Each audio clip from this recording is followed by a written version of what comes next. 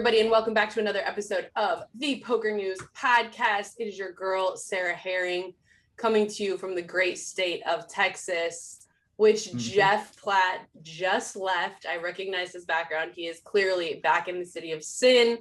Chad Holloway in the San Diego, which we all know what that means. Jeff, let's just start with, I assume you've recovered. You had several very late nights. What went down at the Lonestar? Big time series, Lonestar Poker Series in Houston, Texas. My first time at a poker room there in, like you said, the great state of Texas. The main event was wild. The final table stream was insane. I mean, if you want to see some, shall I say, interesting poker play, I highly recommend you check out PokerGo's YouTube channel to see the final table of this event, which included somebody blind shoving all in while the cards were still being dealt out at a final table with 355K up top. That's just a little taste of what the Houston trip bought. Made it back to Vegas a couple days ago. Had that wonderful second dose of the vaccine yesterday. Almost died last night, but we're through it. We fought the good fight, and we're here. We're ready. It's good to be back with you lovely people. Dude, I'm really glad you're okay. I've heard the second one can be a struggle, can be kind of hard. So I'm glad you're awake and alive and just with us. Chad, why are you, I know you're at the MSPT, but when I look at your social media, it kind of seems like you were just wanted to go to San Diego and have fun. Seems like vacation. So this is one of the silver linings of this particular stop is we have one weekend, we have the regional event. This weekend, starting today as we're recording this, the main event starts. So those are my work hours. But in between, it was a little bit of a vacation. I got to play. I cashed in the two events that I played, which was fun. And yeah, it's been a fun time out here. And I also sat down and chatted with, he's going to be our guest this episode. Was really excited about it. He was at the WPT Seminole showdown, which we'll talk about later in this show, and it was just old school, like holy shit, how and why is he there? And I'm talking about one Mr. Roland Wolfe. He's a World Series of Poker bracelet winner, he's an EPT winner, he is a WPT winner, which makes him a poker triple crown winner, the second person to ever win that title. Now we're talking back in the poker boom days, and I think his last tournament cash was 2010, and he essentially disappeared for a decade. And this is a guy who is near and dear to me because he started as poker media. He was the editor of a poker magazine and then went on to have all that success, was playing in some of the highest stakes cash games in the world. Very interesting guy, very interesting journey. So I sat down, talked to him, find out what he's up to, and also just his thoughts on what the game is like right now. Because like I said, he was at that WPT, so he kind of dipped his toe back in the poker water. But more on that later in the show. I'm very excited for everybody to get to hear that interview. Yeah, it was interesting to me listening to the interview. Clearly I've been in the industry for about a decade, so I did not know who he was and felt like quite the dum-dum as it started and your introduction started with, and Triple Crown winner. I was like, OMFG. But he was really lovely, a really, really interesting, really cool interview. So we will have that for you guys later in the show. But I feel like we all know what everyone came here for, and it's my unpopular opinions. No, it's not. It is the High Stakes Duel #2 between Daniel Negreanu and Phil Hellmuth. I mean, you guys, all of the things that were disappointing about the Doug and Daniel challenge as a viewer or as an audience, no shade to both the homies, like we appreciate what they did, but holy F, Phil Hellmuth just comes in like knocking it out of the park with the entertainment. Is this real life, Jeff? Did they stage this shit just to keep us entertained? Well, I don't know. Maybe it's working if they did stage it to keep us entertained. High Stakes Duel 2, round 2. Remember, in High Stakes Duel 1, Phil Hellmuth beat Antonio Esfandiari 3 times in a row when they each put up 50K, when they each put up 100K, when they each put up 200K. That gave him the championship belt. We started a whole new challenge in High Stakes Duel 2. And in round 1, Phil Hellmuth pulled off an extraordinary comeback to beat Daniel Negreanu when it was 50K a man. Last night, 100K a man.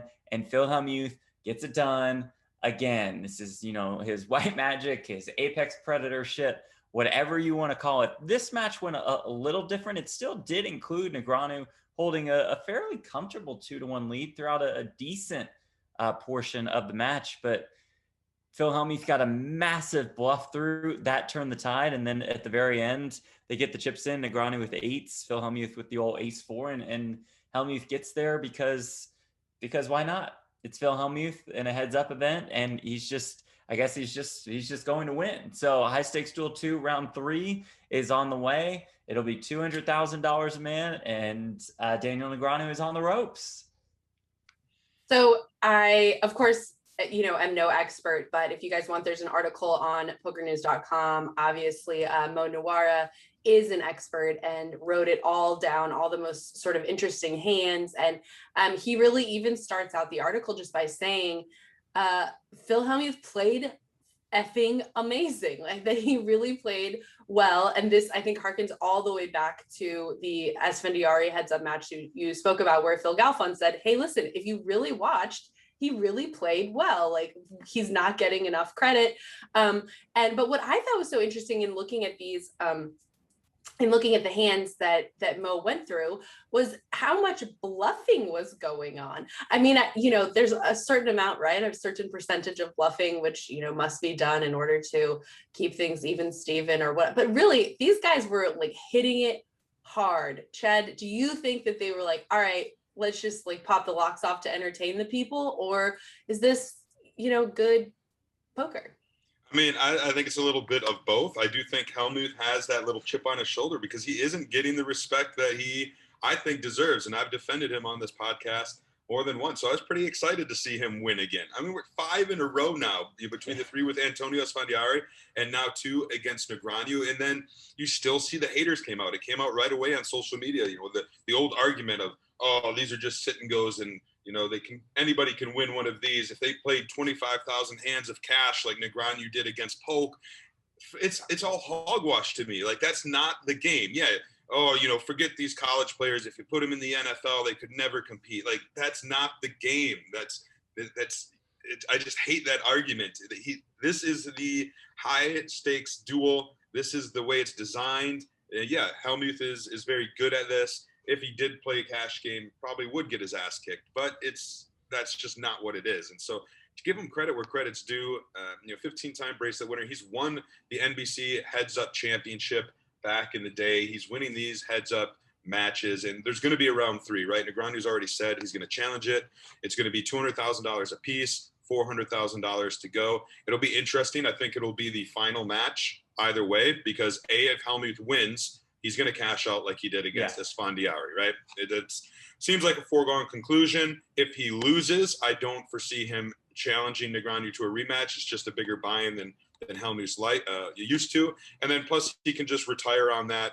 Yeah, I lost the final match, but I still won 2 out of 3, right? So I'm looking forward to this final one, because it's really going to determine, like, if Hellmuth can do it again, man, like that's hard to argue against it. And if Negreanu gets it in the end, kudos, because Negreanu's been playing well, right? Like, we're not denying anything there, but just give Hellmuth a little bit of credit. And as Negreanu said at the end of this one, he thought that Hellmuth played really well. I think we can look at round 1 and see Hellmuth pretty much decimated down to 3K, 3,500. And perhaps, he just ran really hot towards the end, and that gave him the win there. But I mean, last night he got some wild bluffs through.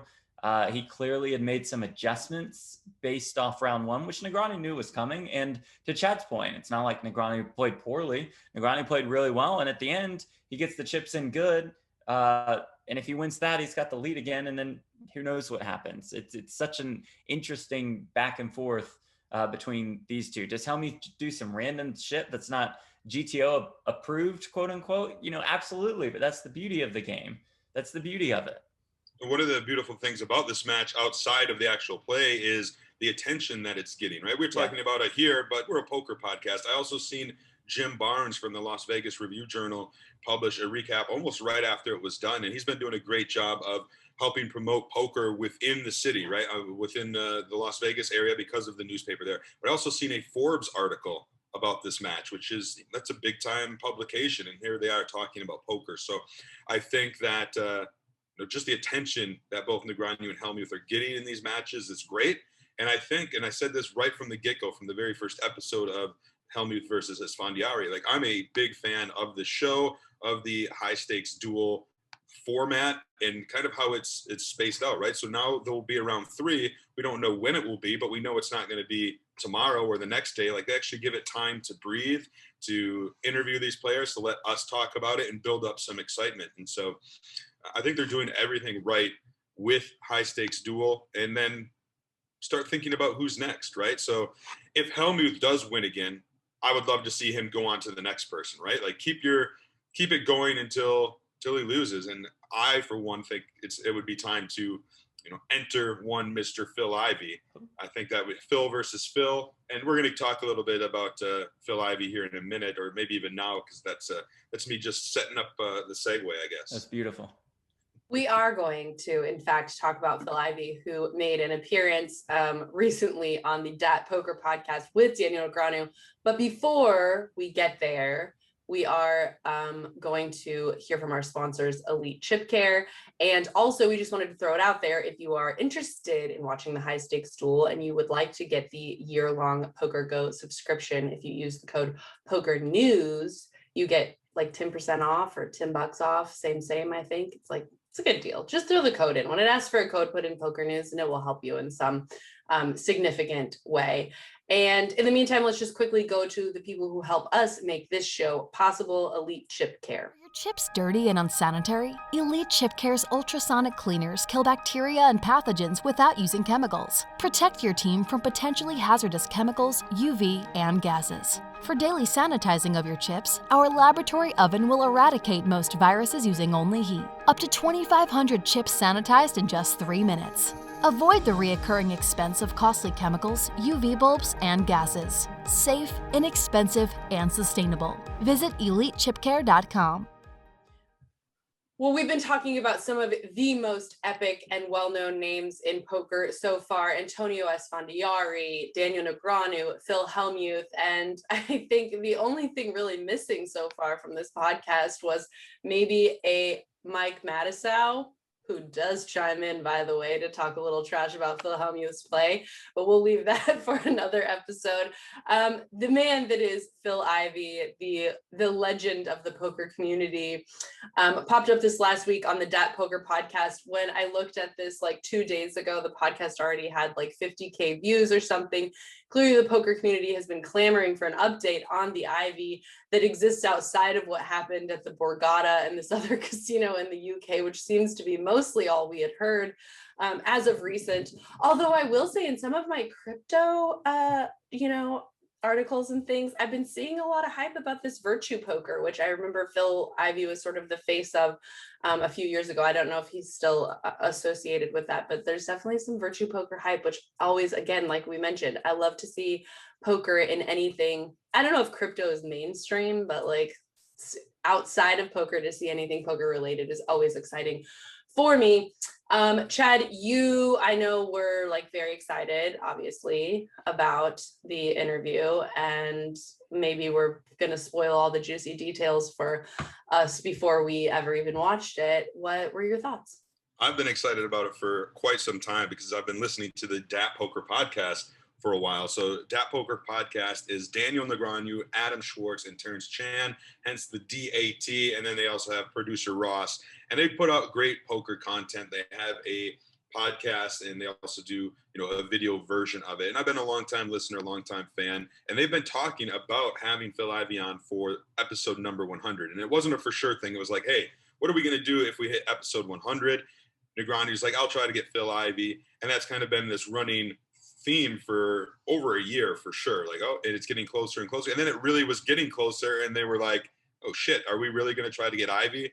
And so Negreanu had his connection with Ivey, they're old friends, and worked it, got him on the show. And it's about an hour-long interview, very candid. They don't go into anything, hot button issue like the Borgata stuff or the full tilt poker stuff. It's more like, okay, that's the old days. What are you up to now, Mr. Phil Ivey? Welcome back to the poker world. He says he's excited, about playing more, about battling at the World Series of Poker.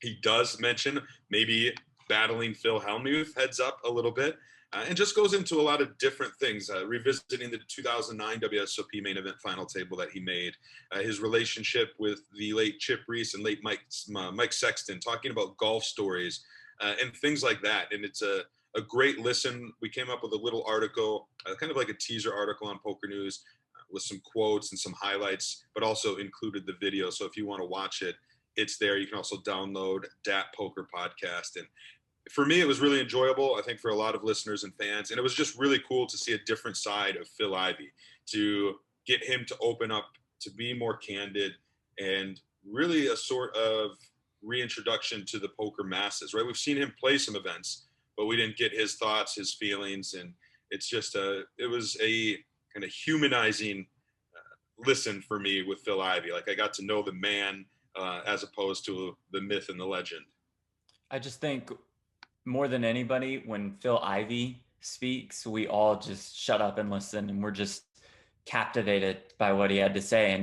And we were drawn to him on High Stakes Poker, and I know his appearances there probably disappointed a decent amount of people because he wasn't on the show for that long. You know, maybe he wasn't feeling great.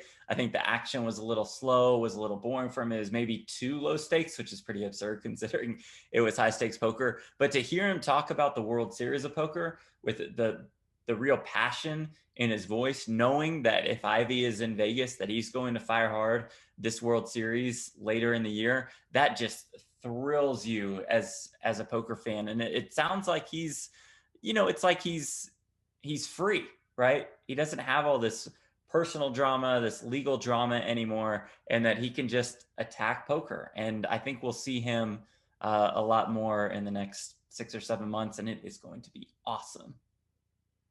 You know, I was thinking about this the other day as I was reviewing some of our WSOP videos, the things that have, you know, hit the best over the course of the last 10 years. And pretty consistently, Phil Ivey and Tom Dwan are at the top of the counts. These seem to be people that people are just very interested in hearing what they have to say. And I was actually then just sort of reflecting on how both of them have really reappeared into the poker world in the last, say, 6 to 9 months in a way that we really haven't seen in a long time. And I was wondering what do you guys think that's sort of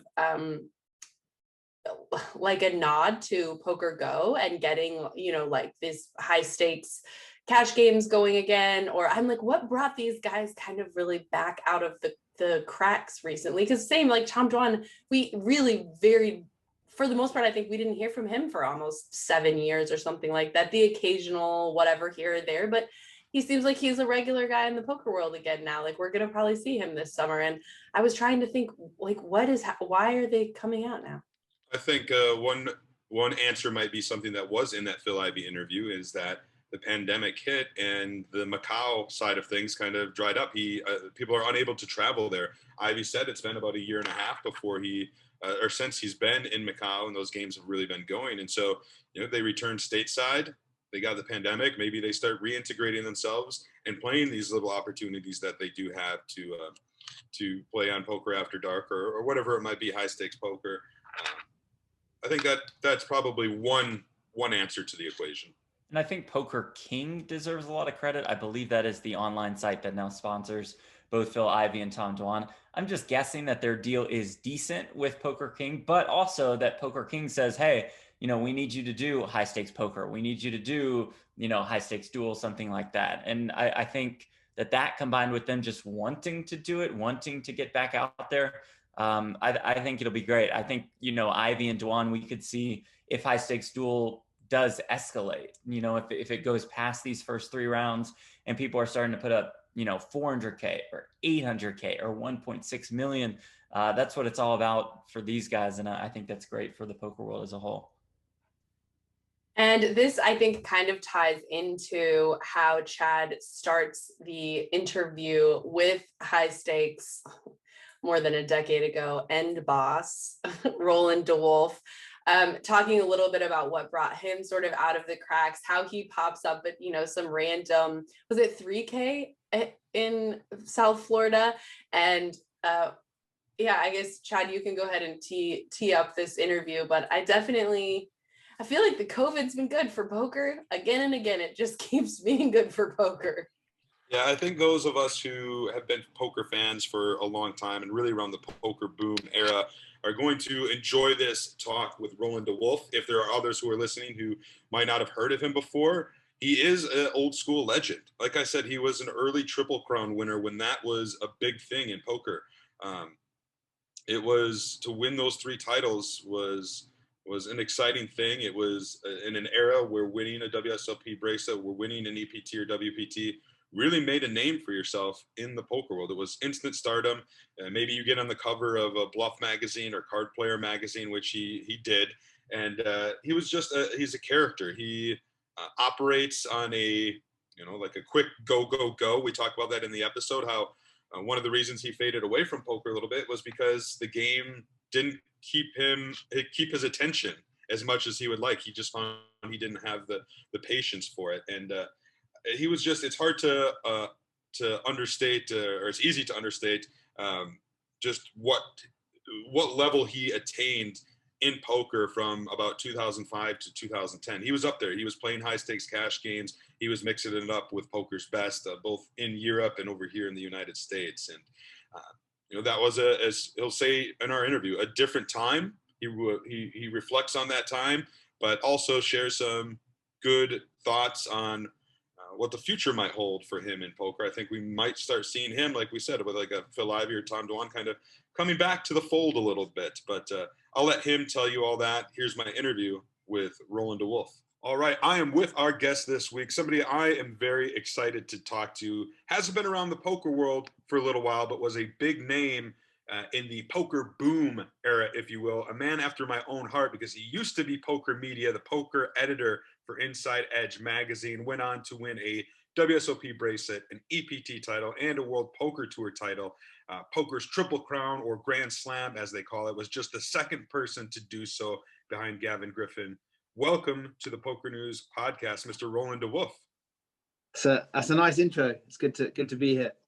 It's exciting. You surfaced at the World Poker Tour Seminole Hard Rock Showdown down there in South Florida, and we were saying off the air, it's your first tournament in quite some time. Yeah, I mean, literally, I think the last proper tournament I played was like the one drop in 2012. So what's that, 9 years? Actually,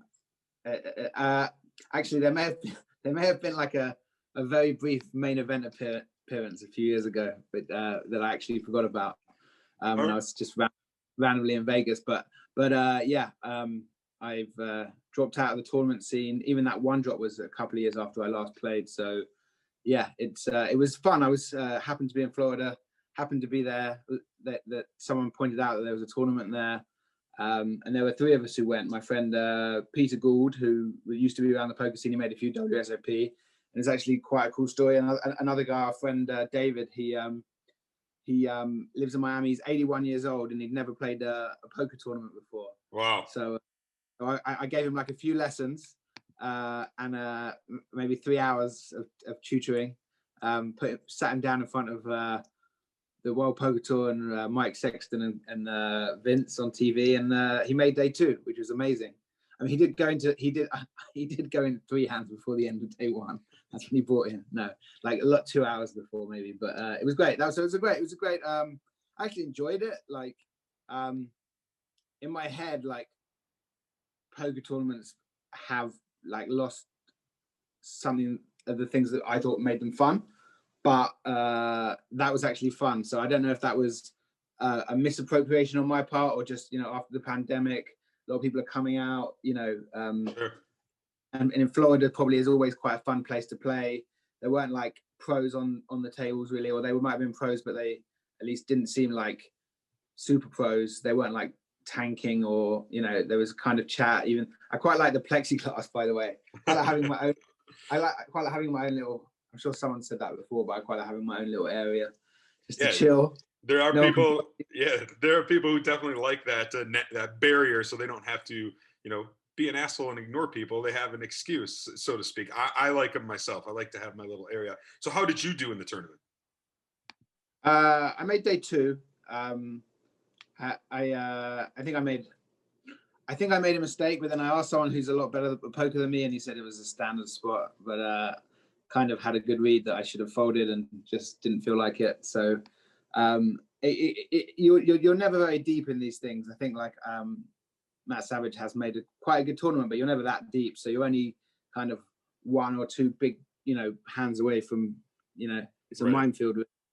And there's so many players. But no, I was pleased. I was pleased with how I kind of picked it up, and I was kind of most pleased that I enjoyed it, which was what it was about. Really, it's just a recreational thing to go and play, and I was really it's really quite fun. That was the most important thing. I think I'll ask the question that's on everybody's mind then. If you haven't been playing a lot of poker, what have you been doing? What's your life like these days? So I live in. That's a good question. I live in London, and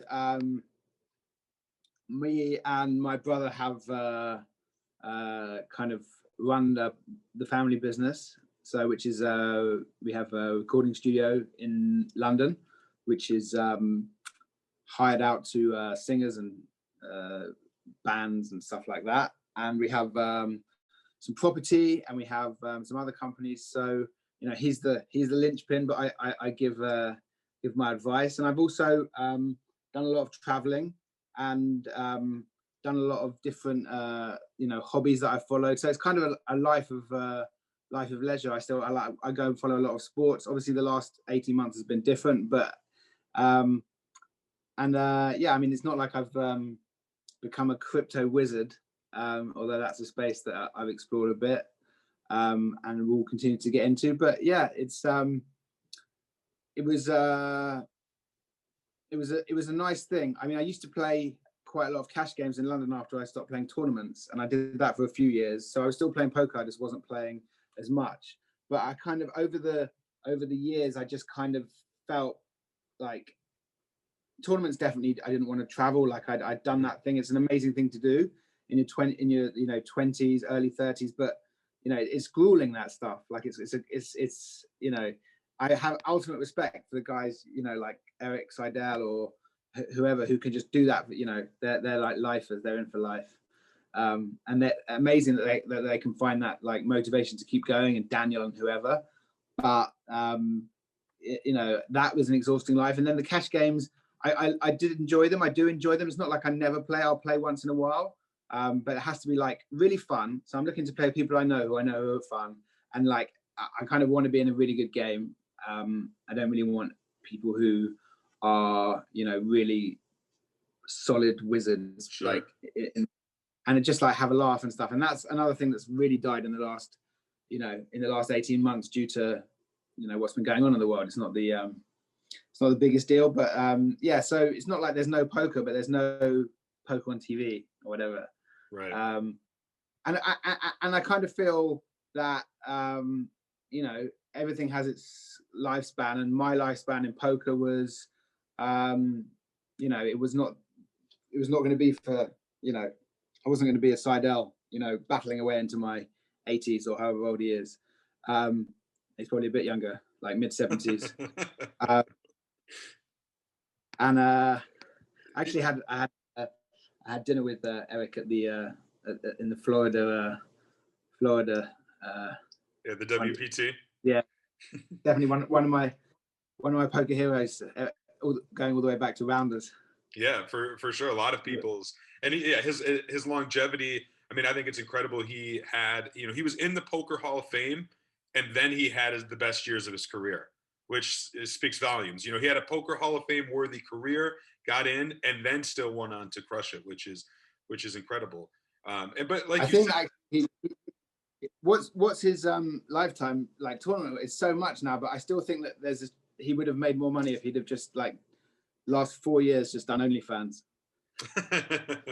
I mean, Erik Seidel OnlyFans. I can only imagine that. So let me ask you, with the poker, was there, you said you stopped playing tournaments, you played a little bit of cash games, and then did it just kind of fade out where you weren't playing a lot and other things took priority in your life? Or did there come a point in your life where you kind of became disenfranchised with poker and burnt out on it and made the conscious decision?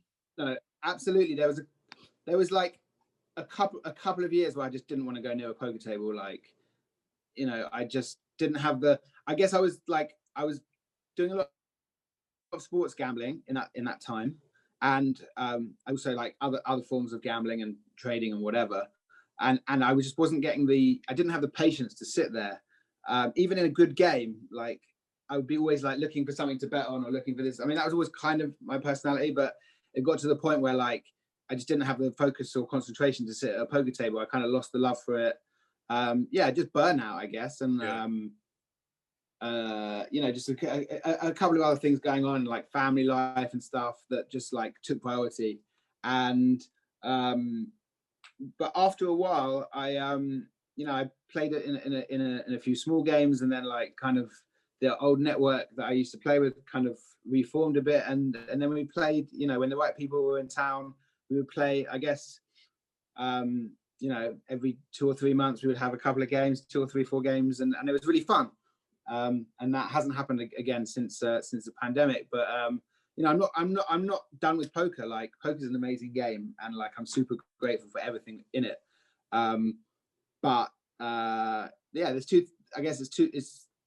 two main things. Firstly, where I was in my life and the things that I've done, and what I wanted to do. That's one reason. Second, I think that the game did change somewhat in terms of, you know, obviously like your PokerNews, so you know, and you're going to be, you know, very pro poker, but like it's not a secret that, you know, it kind of the entertainment factor, combined with it not being the boom anymore, made it more difficult for the, you know, the industry and the casual fan to really love it. I guess that was the same for the players. You're like, you know, the original guard of poker players were, you know, people who had like a lot of life experience. They were super fun, and then the next generation a bit less, because they'd had less life experience, had been more. And you know, fair play to those guys, amazing, like people who put like unbelievable work in and deserve all the success they get.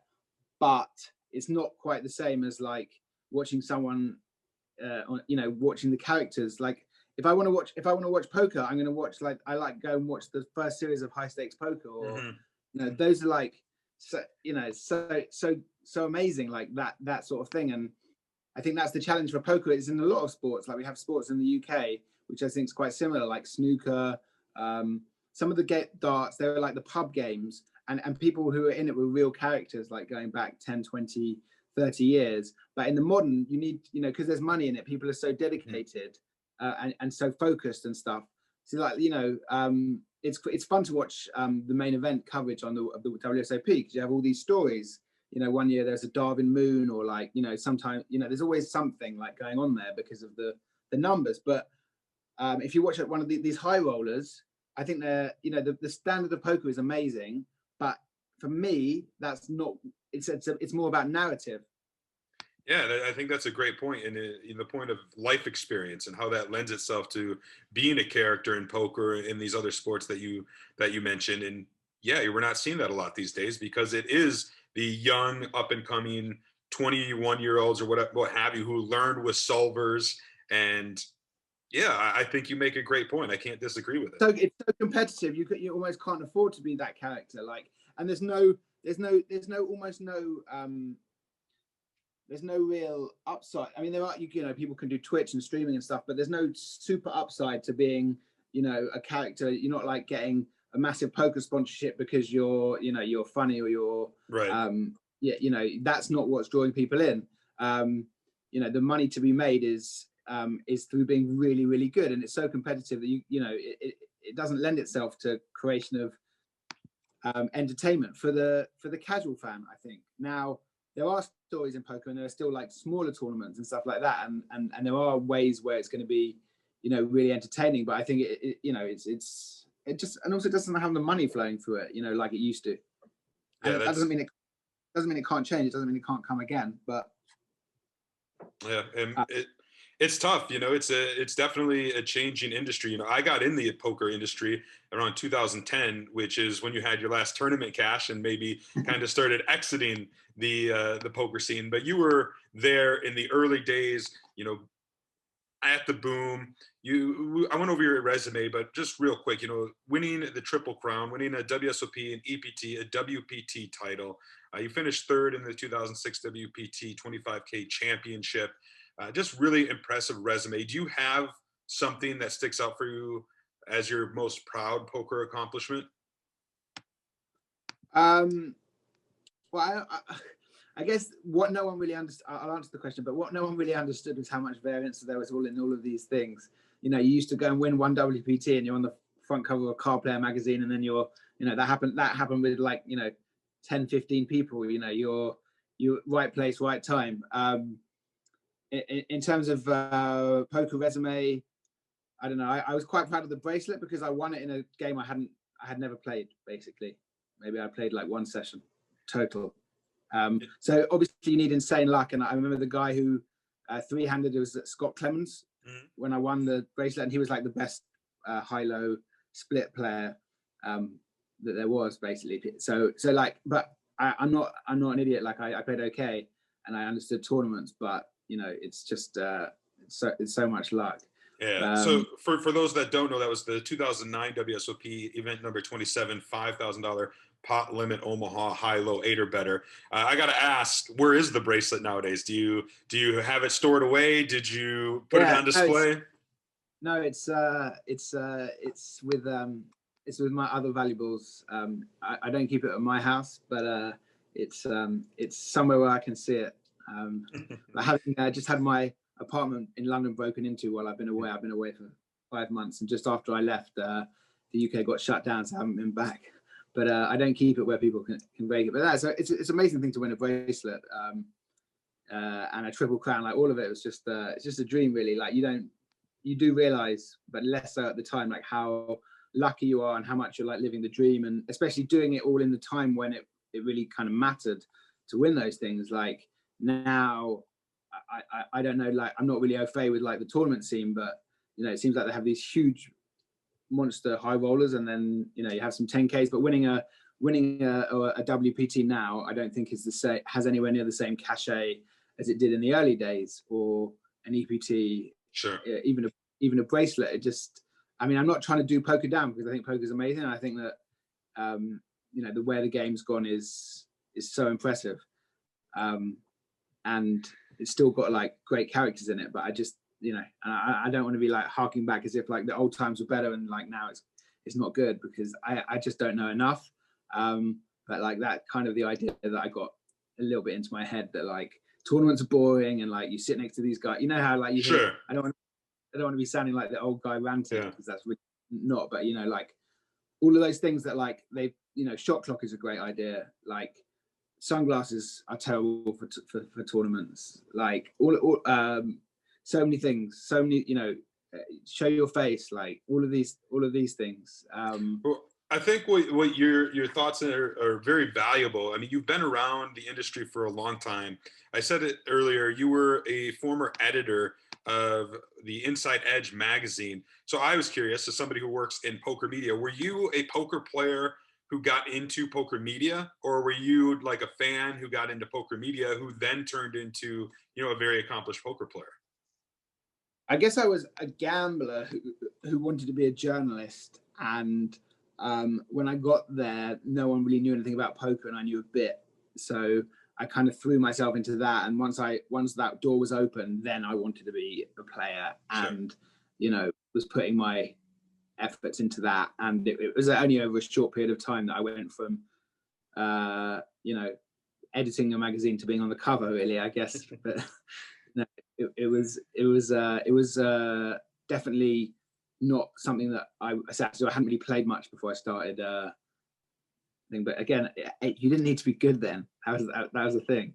You just needed to be a bit better than everything else, or a bit better than your competitors. It wasn't I even look back to how I played then, and I haven't played for years, but I can tell all the mistakes I used to I reckon I probably had at least one of those titles without really knowing what position was. Yeah. It is quite amazing. I remember back to that era, 2006, 7, 8-ish. It really was if you sat down at a table, there was maybe 2 people who knew what they were really doing. It usually wasn't a matter of if you were going to win, it was how much. And now today, it's pretty much everybody knows what they're doing at the table. To some extent, you might get lucky and have one or two players at the table who are, not up to par, we'll say. The game's changed a lot. Do you think that, based upon your experience in Florida and, the little bit you have dabbled in poker recently, that you could, if you wanted to, dive back in and really be competitive in today's industry? Well, I think that I probably had a plus.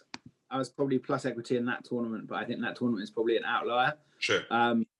I think that I could probably do I'd probably do okay. Like if I went to a series and like sat down and played every event, I think that I probably, I wouldn't be like butchered, apart from maybe in the high rollers. But I'd only be the level I'd be able to win at would be pretty low. Like you say, like when you're spoiled in the poker boom and everyone is bad except maybe one or two players, it becomes so much less appealing to, like, if you started in 2010, all you've known is like everyone kind of knows what they're doing, then that's fine. Like you expect that and you're supposed to be there. But like when you're a bit more spoiled and you've played in like amazing games and really with people just giving away money and you were always used to winning, it becomes less appealing. So it's like the deep love for poker that people have, or they have, the people who stay through it, or they're or they're so good, or their brand is so strong, you respect that, which is why I said like Seidel or Daniel or people who are still playing from back in the day. But no, against anyone good, I've got no shot basically. Sure. Do you think we will see you at all in the poker world? You maybe at a World Series of Poker this fall, or anywhere else, or do you think this WPT Florida was a one-off? I tell you one thing they should have done years ago, and I know why they didn't. But like putting that World Series in September is so great. Like September, October is like the nicest time of the year in Vegas. June is like disgusting there, and yeah, it's so wrong for like the poker community to have had that for years, to like be put into the worst months, like so unpleasant. To go in September, October, I could easily go and like play a couple of events, or I'd probably be in Vegas around that time. Raiders game, I'll be interested to go to, just like that time of year. There's all sorts going on out there at that time. So yeah, if I'm being allowed to travel back in, because the only reason I was able to get into the States was because I was, in Caribbean first. So I wasn't coming from the UK where they've got a block on it. But yeah, I'd love to come and play a couple of events. I kind of enjoyed the Florida WPT much more than I thought I would. It was quite fun. I think that I spoke to Matt Savage, and it was nice to see him. And he was saying like how, they don't make it super deep at the beginning, which is good for these tournaments, because often you find like it's really slow in the early rounds when you're not achieving much. But this was kind of a bit more. Every level was quite meaningful. And I enjoyed it. Maybe Florida's the new the new poker tournaments. I don't know, like where I'd imagine that everywhere is quite a $3,000 buy-in at this time. I'm sure all 3,000s are always quite fun to play. They're saying right now, South Florida and the Seminole, those guys put on great events, but Florida as a whole is poker's hotspot right now. Texas is up and coming right behind them. And those are generally right now regarded as the two places to be for poker.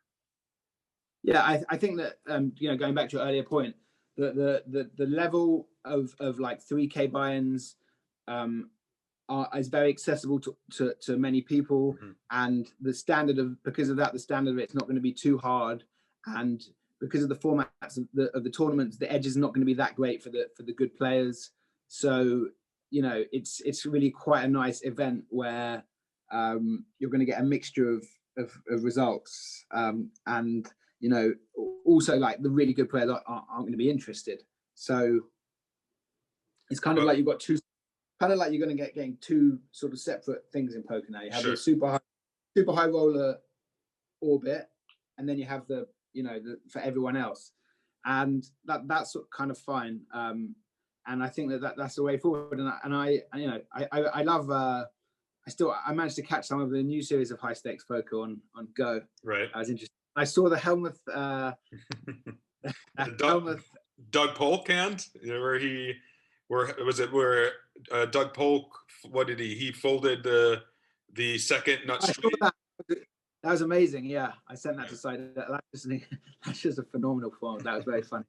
And I watched. I was in Vegas and just sitting in the room, and it came on the TV in the afternoon. Hellmuth and Antonio playing heads up. You're you're missing out on some fun games, some fun matches.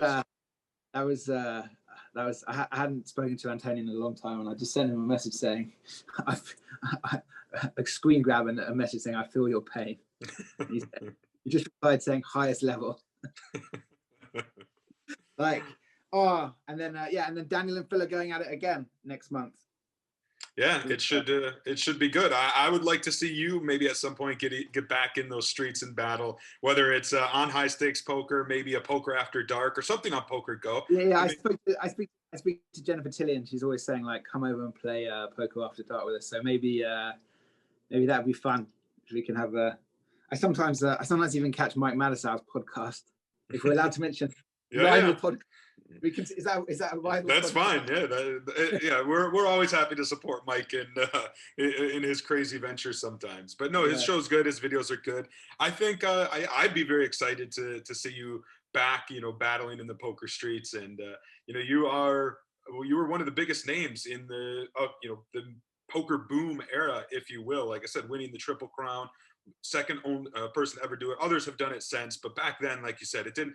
Right now, it doesn't have the same panache. Back then, it was quite the big deal, and it was a real pleasure for me to get you on the show here to catch up with you. I think the listeners are really going to enjoy learning what you've been up to, and I really appreciate you taking the time to chat with us. That's great. Thank you very much, and maybe another time soon. Well, I really appreciated hearing from him, and he had a very humble way of explaining sort of his tenure at the top of the poker game. I love how he's just like, it used to be a really big deal to win a WPT or an EPT. And it's interesting because, I think as an industry, he even admits, we've grown, think the games are infinitely harder. And so you would think that winning those type of titles, right, would be that you would get even more clout, or that it would be, more prestigious to win events nowadays. But I guess it's probably just due to the virtue of numbers, right? There's just like a lot of events at this point, and it's hard to keep up with all the winners. But per the usual, the best do tend to rise to the top over and over again. So nothing, he was humble and great about it, but let's get real, Roland. You don't win 3 titles like that without being an end boss. One of the things I really liked about my conversation with him was the point he made about how the game has changed from an entertainment perspective, right? How back in the poker boom days when we were watching it on TV, we were fascinated by these characters of the game. And he made a point about it was because these players had been around for a while, they had life experience. Whereas nowadays, a lot of the more successful players are these younger players who cut their chops with solvers and things like that. And yes, they're great players. They deserve the success that they have, as Roland says, but they just don't have that life experience yet that I think attracted us to a lot of those original characters, the Phil Iveys, the Doyles, the Mike Madisows. And I think that was a good point. Now, I don't know if there's an answer on how to kind of make these younger players into characters. Like, just sometimes it takes time and life experience for that to happen. But I just thought that was a very well said point on his part.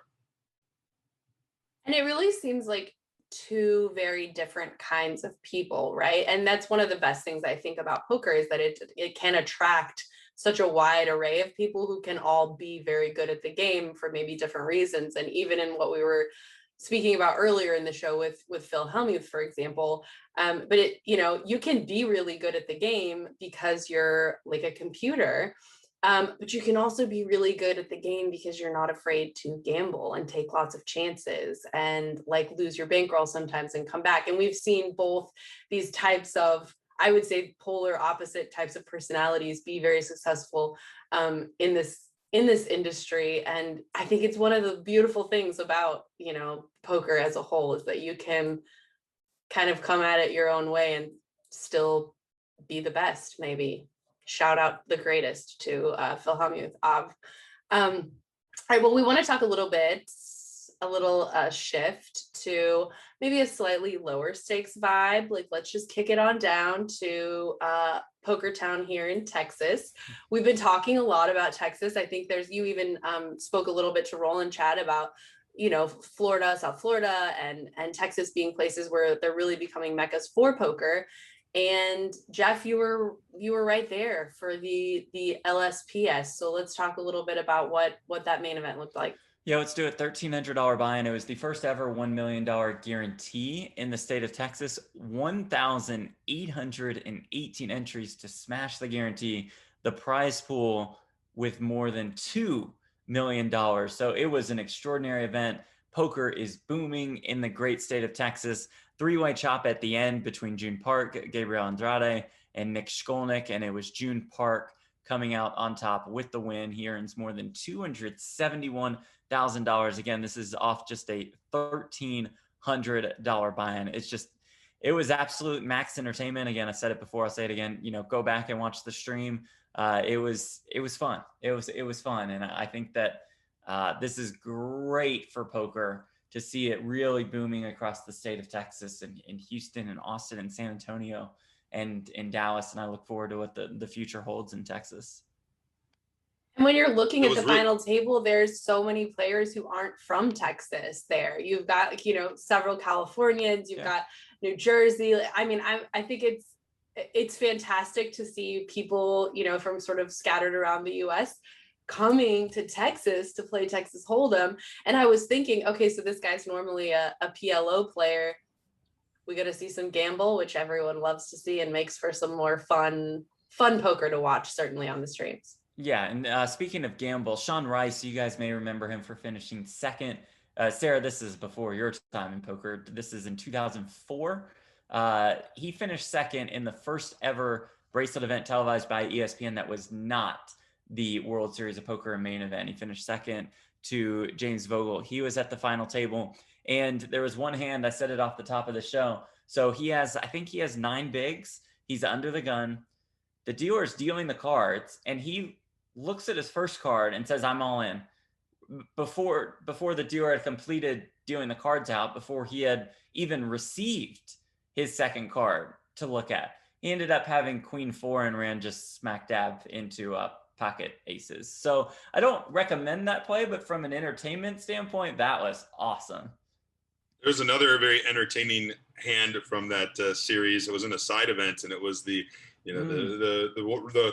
called run out of the entire board, right? The flop, the turn, and the river. It was just this viral hand. We did a lot of content on it for PokerNews. There's an article, there's some interviews about the player involved, the dealer involved, and that was just a very big highlight for me. Like one of those, man, you couldn't script it better. This is a moment that's going to live on for a very long time. So everybody involved with that, from the venue to the tour to the players, have to be very excited about that one particular hand. And it was pretty special to have that happen, and then have it happen on stream at a final table. It was pretty cool stuff. Troy Clogston, he did it. We might never see that again, and just called the flop, called the turn, called the river, bang, bang, bang. I actually crunched numbers this morning for the recap we have on PokerNews of the entire series. So through 19 events from the Lonestar Poker Series at Champions Poker Club, it combined 3,212 entrants and awarded just over $2.6 million in prize money. So that's some good tournament action, and that doesn't even take into account all the cash game action that was being had at that. And I've seen plenty of tweets to suggest that those games were off the hook, lots of money to be had. And I'm pretty sure Kim Stone and Hayden Fortini are going to have some more Lone Star poker stuff coming up in the future. And if they do, hopefully PokerNews will be there, because bigger and better in Texas, right? That's what's happening. Amen.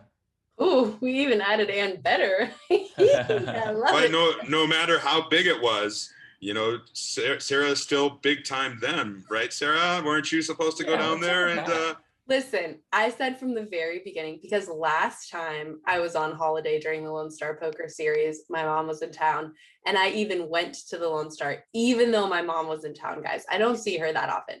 Of course, the 4 months later, the next time my mom comes to town to hang out with me and the baby, it's the Lonestar Poker Series again.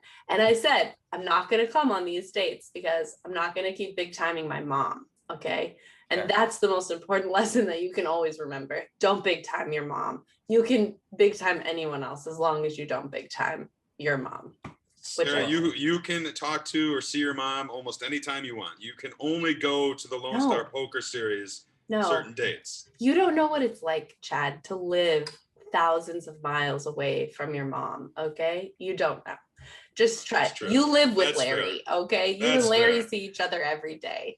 That's fair. All right, fine. Well, while we're talking about things popping off within the United States, I want to take a quick shift over to some online poker action, which I just got this email, right, that said that the Pennsylvania scoop awarded 30% more than its original guarantee. So clearly things are popping off all over the US, but in this Pennsylvania scoop, I think that should be indicative of all of the things we've been talking. The Michigan scoop was crushing, all over the United States, poker is popping off. And Chad, you're our resident North American poker person. So what's up with the scoop in Pennsylvania? Yeah, it was good stuff. It was a long series, and it's not the last scoop we're going to see. We have scoop versions kicking off in both Michigan and New Jersey this weekend. We're going to be doing updates for those. But for the PA scoop, they had 41 different tournaments. Now, each tournament had a different buy-in level, low, medium, and high. So you're looking at 123 different events throughout the entirety of the series, which ran from April 17th all the way to May 3rd. It catered to just over 47,000 combined entrants, and a similar number as the Lonestar Poker Series, awarded $2.6 million in prize money. And it was interesting. This is a regional online series, but we saw some familiar names winning some titles. Aubrey Williams is somebody who I know from the East Coast. She captured a title. Barrett Lipkin was another. And then we had some, screen names. We don't know all these players' names, but a few players, I think 2 different players won 3 different titles, multiple 2-time winners. And so just some great storylines that came out. We did daily recaps for PokerNews. We live reported 10 events, and we're going to replicate that formula for both the New Jersey and Michigan scoops. And then hopefully one day, the hope is that maybe there'll be just a U.S. scoop where the New Jersey players, the Michigan players, the Pennsylvania players can all play together instead of having their separated market. I think that'll come to fruition in the future. It could be a year down the road. It could be a couple years down the road, 3, 4, I don't know. I think we will see it. But in the meantime, I am enjoying these more regional series where people are having an opportunity to establish themselves, to become the kind of the names, if you will, in their region. And then at one point, it'll be fun to see, okay, let's see the Pennsylvania's best take on Michigan's best take on New Jersey's best. And then hopefully, fingers crossed, other states, follow suit. Well, we have one more story to cover within the United States, and we want to give a shout out to one more of our sponsors and then talk a little bit of some juicy drama and controversy, which is my fave. The Wynn is moving to take down the plexiglass dividers, which we know from Roland to Wolfe, some players really enjoy, even if they're not worried about COVID. Apparently, there's some reasons why those might be beneficial regardless. But they also are moving to shift to 9-handed. And this is not long after this giant debate about being 8 versus 9-handed. And when you have, 8 players left, should you go 4 to 4 and then 7 with the WPT, which was at the Venetian? It's like 6 weeks later or something, we're like moving to 9-handed and we don't need the plastic anymore. So I'm very excited. Jeff, as our resident Las Vegan, what are your thoughts? Yeah, it was only a matter of time, right? As Vegas continues to open up, move to 80% capacity, moving to 100% capacity on June 1st. and also doing away with social distancing regulations. And when you do that, that's going to include the plexiglass in the middle of a poker table, at the video poker machines, at the craps table, et cetera, et cetera. So Wynn was just first to do it. And I think we'll see Venetian do the exact same thing soon. Venetian has a massive series, as does the Wynn, coming up this summer. And I would be shocked if they did not shift to 9-handed. And I would be shocked if they had any plexiglass up. We talked a little bit when we heard the World Series of Poker plans. We're like, maybe the World Series will put plexiglass on 300 different tables. That sounds kind of hard. There's no way that that's happening. So as Nevada continues to open up, you'll see poker get quote unquote back to normal. I kind of get it. Like, the plexiglass is not the worst thing in the world. You just kind of camp out in your little office of sorts. If you don't like the people next to you, it doesn't matter. You got plexiglass in between you. 8-handed is awesome. I'm sure every poker player would prefer, or almost every poker player would prefer 8-handed over 9-handed, but it makes sense from a business perspective. They want to be seating 9 at these tables, and that's what they'll do moving forward. And again, the Wynn was just first. That's all that it is. And we'll see other poker rooms follow suit for sure.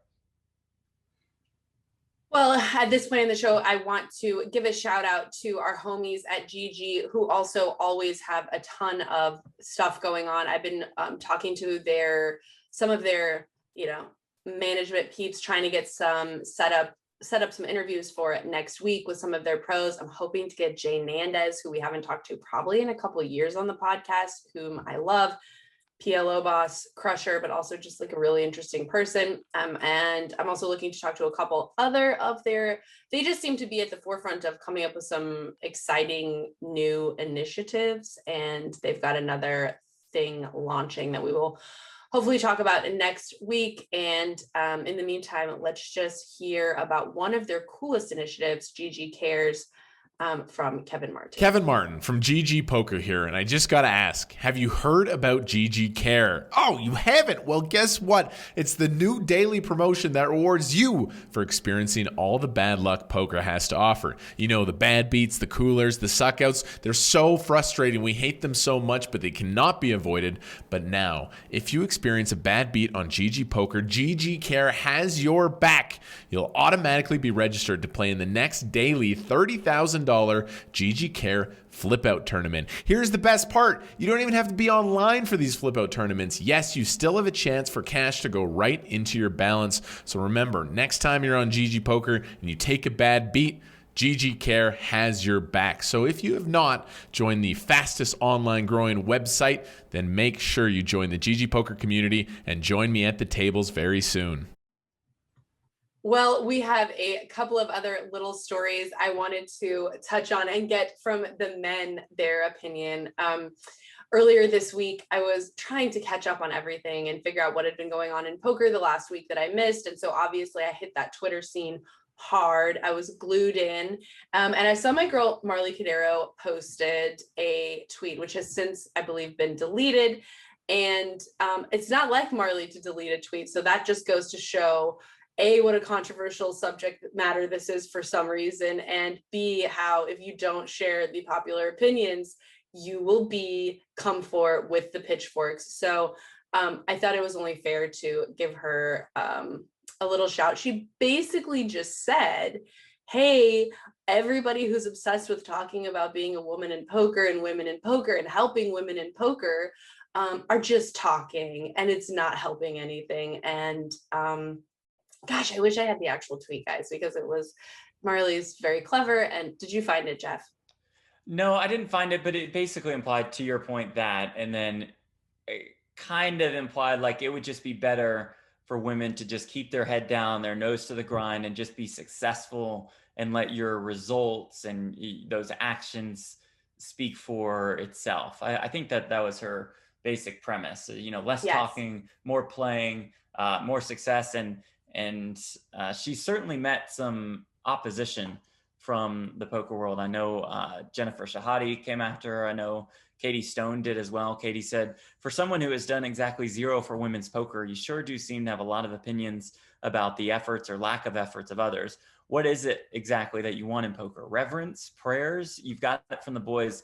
Leave the ladies alone, please. Thank you. So it was certainly a controversial tweet, to say the least, but I know, Sarah, that's kind of what you love. Yes, I do love. And I just thought basically when you make a tweet like that, you're jabbing, right? You're throwing it out there. Yeah. And so then the most vocal, quote unquote, women in poker are for sure feeling like you're coming for them, right? Even if it's subtle, and they're coming back super hard.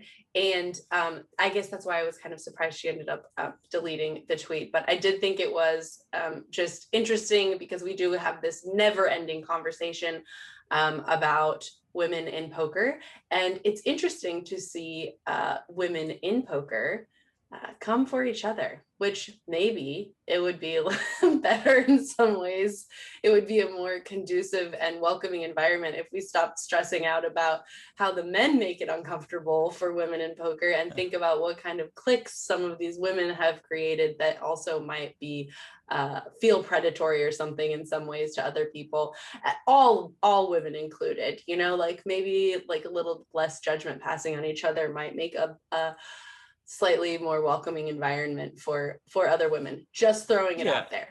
Yeah, I think D Moon summed it up pretty well. Our girl Danielle Anderson on Twitter at D Moon Girl. She said, or Marle, you can want better for women in poker while also putting your head down and succeeding. So I just think, you know, Marle could have phrased that differently to be like, there are multiple routes that we can go to help women in poker in this game. One of them is to, you know, talk more, and one of them is to be successful. I think, you know, it's probably a bit unnecessary to take shots at the people who are more vocal.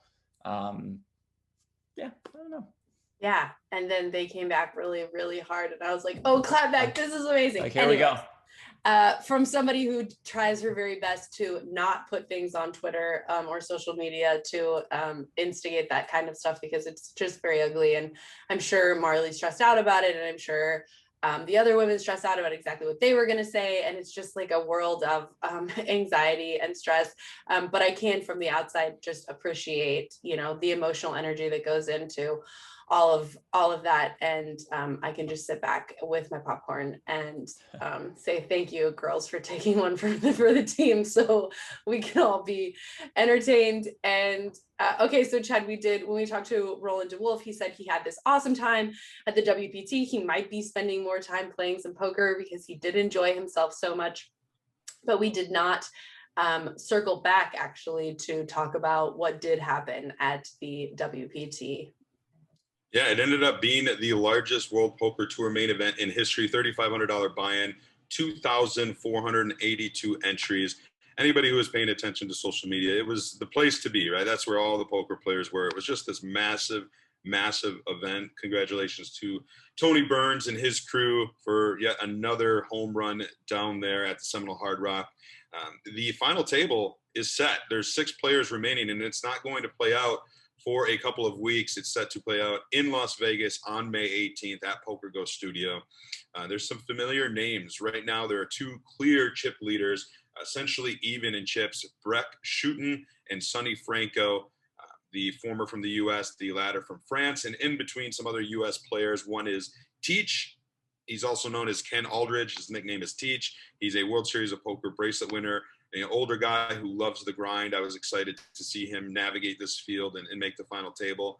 Viet Vo, Albert Calderon, and Steven Snyder are the other 3 at the final table. So it's going to be more than $1.2 million up top. Just this massive tournament. I'm excited to see how it plays out here in a couple of weeks. And then congratulations to one Mr. Brian Altman. He officially won the WPT Player of the Year down there. He has had an amazing year. He's been the longtime front runner for quite a while. It was a strange year because of COVID-19, right? That, you know, a lot of stops got canceled and what have you, but he had a great year nonetheless. So he is the Hublot WPT Player of the Year. I've interviewed Brian Altman for this very podcast in the past, and he's a great guy. He's just a ultimate grinder. One of those guys who, and just always seems to be in the chip counts. And that's kind of the play and the mentality you have to win a Player of the Year, right? You always have to be fighting, putting in a large volume, always grinding, but above all that, having some success. And Brian Altman did it, and I'm very happy to see that he was recognized by being a WPT Player of the Year. It's a pretty prestigious club that he's in now. Big congratulations to Brian. And we all know that, I've been struggling with and into my adult life trying to manage to deal with constructive criticism. I'm getting better at that, but something that I always can do really well with are adoration and compliments and love, affection. And it turns out that Chad, while at the MSPT in San Diego, met a PokerNews podcast fan. Give us the lowdown, please. Yes, one Mr. Mark Feinberg came up to me at the media table and he said, "Hey, I just want to let you know, I'm a big fan of the podcast that you do with Jeff and that other girl." And I said, "That's amazing." No, he said Sarah and Jeff by name. He's a very big fan.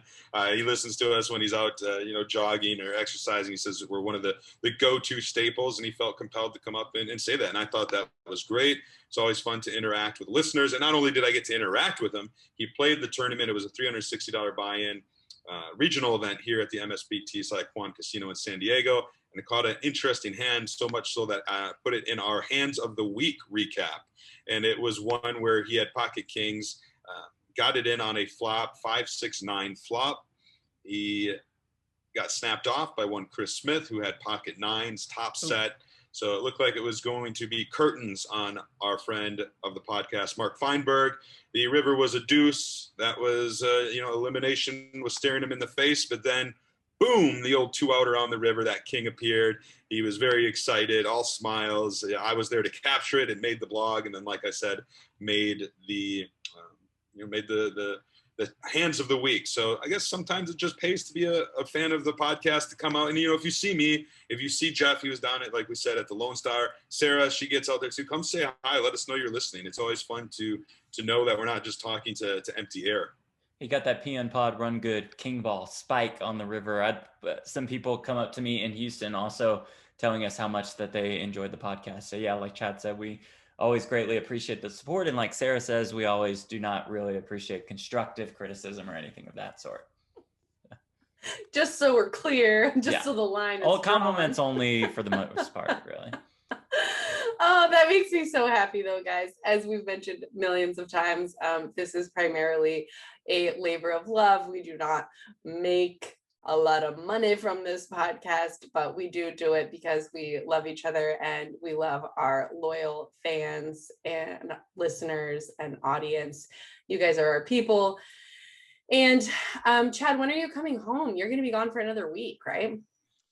Oh, yeah, I got this weekend. We have the main event. It's an $1,100 one, and we're expecting it to be pretty big. As we've seen, the numbers everywhere for poker tournaments are huge, and they're running a good show here in San Diego. So we're expecting a big weekend. And then I'm going to go home for a few days, see the family, see the dogs, and it's sounding like I'm going to make my way out to the MSPT Deadwood to actually play. So I've cashed now 3 MSPT events in a row. This is after an 8-year struggle to get a single MSPT cash. So I cashed in Riverside, right, in the main event there.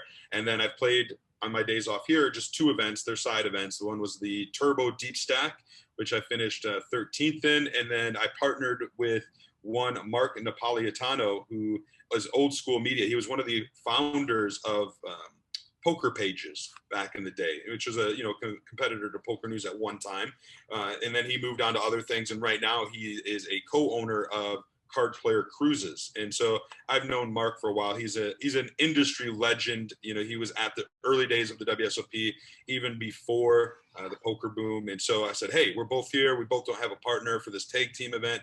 $250 buy-in. It had 408 entries, and we finished 8th. We made the final table. Oh. We were short, but we still got a cash, and so that's 3 in a row for me. And I'm going to try to make it 4 in Deadwood.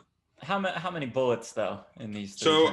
So 2 in each, right? So 2 in the Turbo Deep Stack and 2 in the tag team. The tag team format was different and a lot of fun, and so it started this way. I had a blue bracelet. He had an orange one. And he played on the right half of the room with other orange players. I played on the left half with other blue players for the first 8 levels until registration closed. And then at that point, our stacks were combined. And then we took turns alternating each level, as did all the rest of the players. So it was definitely a unique format and a lot of fun. And then, if he busted, he could re-enter for 125 for his half. and it behooved us to re-enter because then you combine those stacks. And yeah, it was a lot of fun, and I love the format, and I think we're going to see more of that at some of these, MSPT events or possibly elsewhere. I can't wait to be there supporting you when you win your MSPT Player of the Year title this year, which you are well on your way to, it sounds like. And Jeff, what do you have coming up this next week? Do you get a little break after the Lone Star? Yeah, I'm going to go see Chad in good old San Diego, California, and fire off on day 1C of the main. Hopefully one bullet. They do allow for 2, so no promises there. And I think it'll be my first MSPT main outside of a couple that they've had in Las Vegas. So I'm excited about it. I like what the MSPT does. I think it's great for the game overall. And, we'll try to make some magic happen. Is this going to be your first time, Chad, covering Jeff in an event? That's a good question.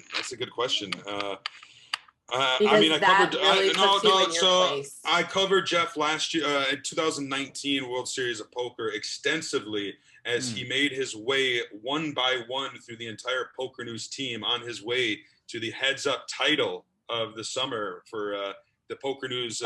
Right. Remember, Sarah?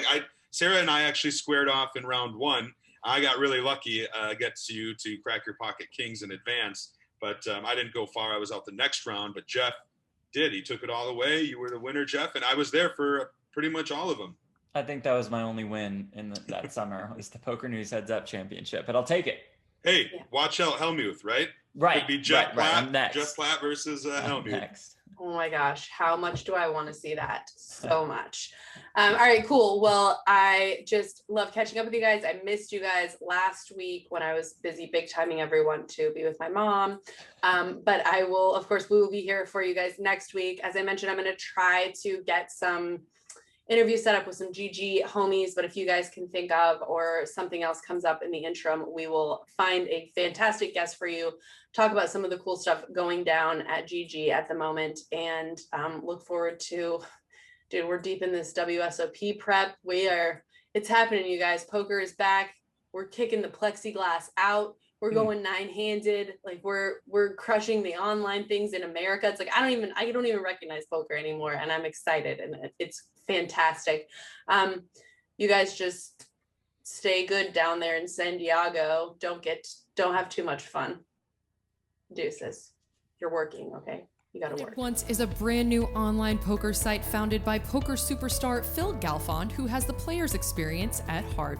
Run It Once plans to make online poker fun and less predatory while providing ample rewards and innovative features at the same time. All new Run It Once players who download the software via PokerNews are entitled to a 100% deposit bonus worth up to €600. What makes this welcome bonus unique is that you can make as many deposits as you like for that first 30 days after your first deposit. This makes it perfect for those players who do not want to or cannot deposit $600 in one chunk. Be sure to check it out at once.run/PNpod. That's once.run/PNpod.